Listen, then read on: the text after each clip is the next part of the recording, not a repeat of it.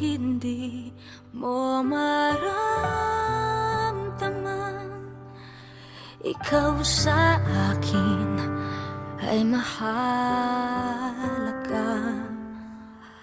Ako sa'yo'y kaibigan lamang. Paano nga ba't di ko matanggap? At ako pa ba'y ibigin pa? Ang dinadasal, makikiusap na lang. Akin ka na lang, akin ka na lang.